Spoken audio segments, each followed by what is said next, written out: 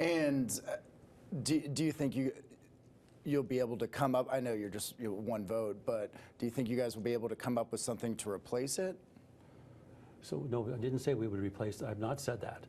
So what we will be doing is trying to make the current system work better, because it's not working now. We're spending way too much money for what we're getting back. So you want to fix the current? We want to make it work better, because you can't. The cost, if you look at the charts and the graphs of the cost of Obamacare, it is through the roof. So we've got to address this. We have to. There's an old saying from a famous economist: if it can't go on, it will end. And this cannot go on. We're spending way too much money in this space. How do we appropriately address it to, as I said before, lower costs, better care? That's our goal. Do you expect people to pay more for their premiums, or is it just too early to say?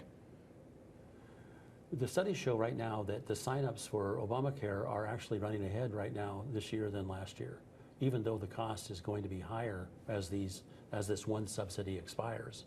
It's surprising a lot of people, but if I were to take a wild guess, I'm not sure that will continue. And what that will mean is people will fall out of that program and either, in all probability, end up without insurance, and they'll end up at the emergency room for care, or going to our federal clinics that we have here that provide, in quotes, free care. It's not free because the federal government pays for the clinics, but that's what we should see begin to happen, and we need to know that this is going to happen and figure out how to address it. And so, again, like I was saying, we've got to identify where we're not spending money appropriately, and figure out either how to reduce costs in that space or how to redirect the money so it's spent appropriately. Okay.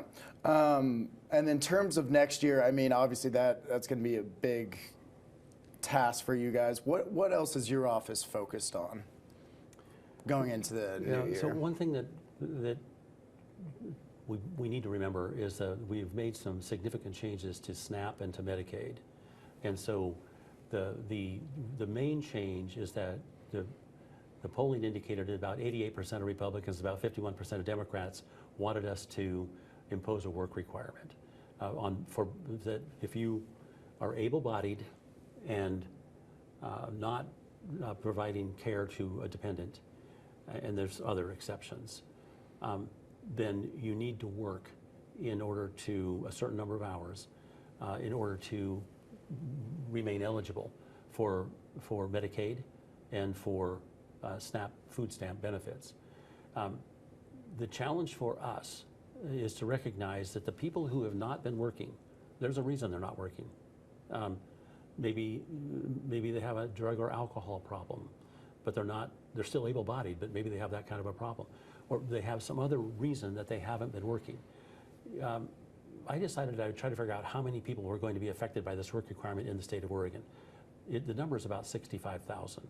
It's about 500, if you divide it by my 20 counties, which is horribly rough, 550 people per county. It'll be more here in Deschutes County because there's more people here than that. But if we divided our share of that 65,000, it'd be about 500 people, 550.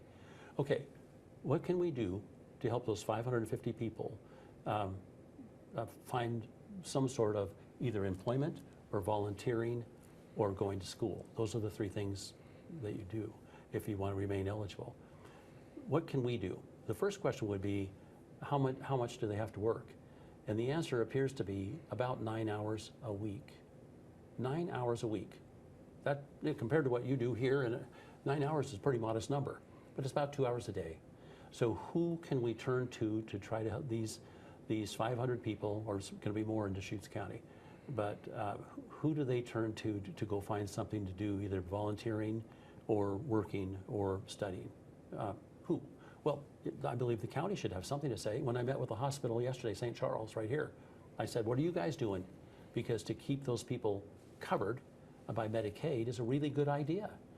So how can the hospital help direct them toward this 2 hours per day requirement? And the same is true for food stamps or SNAP. What can food banks and others do to direct these people toward these kinds of necessity now, because that's what the law says. Now that's what I've been working on. The numbers I'm sharing with you and the concepts, these are mine. I didn't get them from somebody. That's what I spend my time doing, trying to figure out how, when I go to meet with county commissioners, I can say something that helps address some of the consequences of laws I've helped pass. I see. So you support work requirements, and now you're trying to figure out how we get these people employed. Employed or volunteering or studying, one of those three. And most of the people, I'm going to take a wild guess and say volunteering is going to be the most likely scenario. So they'd volunteer somewhere for 2 hours a day, a week. They're covered. Yeah. Well, one thing I did hear about going back to the work requirements of, food benefits is that, say, like you live in rural Crook County or Malheur County, you could be a couple hours away from any sort of organization, institution, workplace. So how do you kind of navigate someone who lives in a really rural area that now, I mean, you said 2 hours a day, it's not that much, but what if you don't live near, an office or school, and is that what you're trying to figure out right now? Well, I'm probably as familiar with anybody as with that space, since I grew up on a ranch about as close to the edge of nowhere as you can get. It was down near, it was 60 miles from McDermott, Nevada. That was the closest town. Okay, so you're right. But you don't see too many people out there not working. That would not be. They're out there and they're doing something in the community. In fact, that's why the number for all of Oregon, remember, 65,000 people is what the estimate is that fit into this space. And so the numbers that we're talking about are extraordinarily modest. Like I said, about 500 people per county if we did the very, very rough. I think it'll be less for Malheur County. There's only about 33,000 people in it. I live there. And so my guess is that arrangements can be made for those people. And if they can't, then we better figure out a way to help. That's what I'm busy saying. Because I don't think this should be placed squarely upon those that now have to work. The rest of us have to step up and say, yeah, we've said you need to work or volunteer, and let's make sure there's an avenue for them to do that. That's the way I see it. Yeah. I know you probably, is there a time you guys got to get out of here? It's 9:50 now. I'm sure you got to get going. Couple more minutes. Yeah. Well, let me just open it up. Anything you want to talk about, go over? I mean, we talked a lot about last year and then looking ahead, but just anything I didn't ask, anything you want to talk about more? Well, I don't represent the Bend area any longer, but I still have about, I want to say 16,000 people in Deschutes County, and then of course Jefferson County I have, and most of Crook County is in my district. And I just want those listening to know how much I appreciate their support in giving me the opportunity to serve in Congress. It's a great opportunity, and I've been so happy to be able to help, whether it's with the secure rural schools or whether the Wolf Bill or whether transferring land like up in the Dalles area. We took 150 acres and moved it from the million acres of federal forest over to the city of the Dalles. These kind of things are all helping my communities, and I'm just so happy to have the opportunity to do it, and it's because the voters gave me the opportunity, so I really appreciate it. And I apologize, you're up for election next year? Oh yeah. Yeah, that's what I thought. So technically it's the primary first. Why should someone vote for you over, I think I checked and there's like 3 or 4 other Republicans running. I don't know, I think there's 1 Republican running, okay. And I think there are 3 or 4 Democrats. There's quite a few Democrats running, yeah. I saw that. But why should a Republican primary voter vote for you? Well, in my district, the first answer would be because I've been endorsed by the president. So President Trump endorsed me a couple of months ago for this job, and it's the 3rd time he's done it. And so he obviously is important because now I can pick up the phone and call the White House and say, hey, I need some help. I need to talk to the Secretary of Energy, which I did last week, because we need more electrical power in Bend. Okay, a new person, Democrat side, the president's going to be a Republican for the next 3 years. And so having that access to the White House, hugely, hugely important.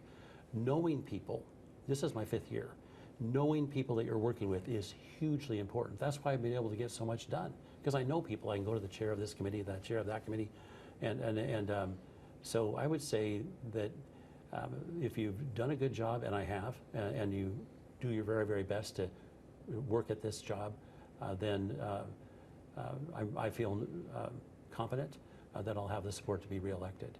And if I thought somebody else could do a better job, I would think seriously about doing something different. But right now, I think I'm best suited for this job, and spent years getting ready, 12 years in the Oregon legislature, so I understand how the Oregon legislature works. Many great friends. I know the governor, of course. I know all the people holding statewide offices. They're all Democrats, but friends nonetheless. And so the ability to try to work in that space is very important. And so, yeah, that's why I would, by the way, I'm asking for the people's votes. I'm not suggesting that it won't be up to the voter. It is. Yeah, and then real quick, last question, why should a Democrat in your district vote for you?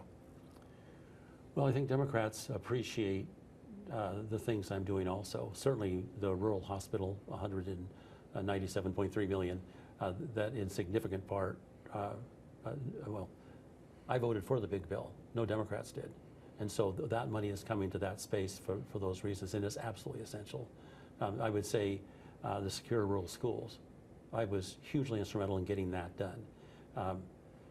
It's hugely important for this area. And you ask our two senators. They of course supported the bill. And I could go on, but I believe that which I am doing is helping Democrats and Republicans. Anything else I didn't ask you that you want to talk about again? No, I just thank you, Harley, for the opportunity. Yeah, absolutely. I super appreciate you taking the time. Yeah. I'm sure we'll be talking a lot next year, and there'll be lots going on.